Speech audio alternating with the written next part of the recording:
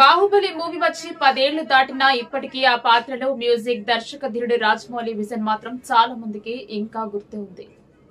అంతలా ఆ మూవీ అద్భుతం క్రియేట్ చేసింది. అటు బాక్స్ ఆఫీస్ పరంగా, ఇటు ప్రేక్షకుడి అనుభూతి పరంగా ఇలాంటి మూవీ నా భూతో నా భవిష్యత్ అన్నట్లే.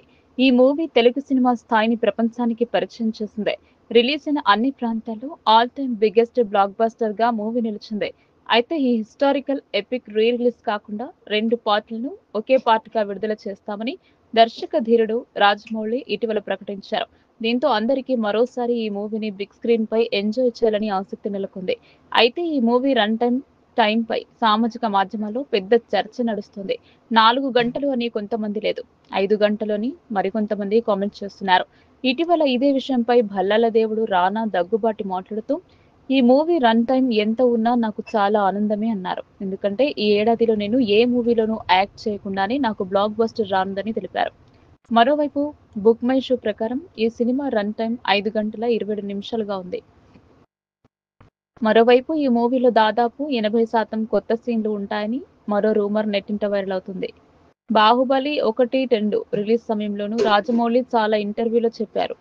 రన్ టైం సమస్య కారణంగా చాలా సీన్లు తొలగించామని అన్నారు. వీటన్నింటినీ ఇప్పుడు బాహుబలి ఎపిక్ లో జోడించనున్నట్లు సమాచారం. అందుకే రన్ టైం 4 గంటలకు పైగా ఉంటుందని తెలుస్తోంది. ఇది నిజమా కాదా అని తెలియాలంటే మూవీ రిలీజ్ అయ్యేంత వరకు ఆగాల్సిందే.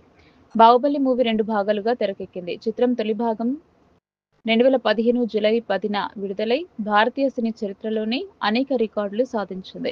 ఆ తర్వాత పార్ట్ 2 2017లో రిలీజ్ అయి తెలుగు సినిమా ఖ్యాతిని మరో స్థాయికి తీసుకెళ్లింది.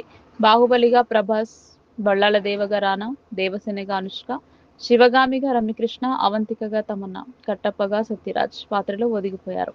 ఈ క్రమంలో బాహుబలి ది ఎపిక్ మూవీ ఈ ఏడాది అక్టోబర్ 31న ప్రపంచవ్యాప్తంగా ప్రేక్షకుల ముందుకు రానుంది.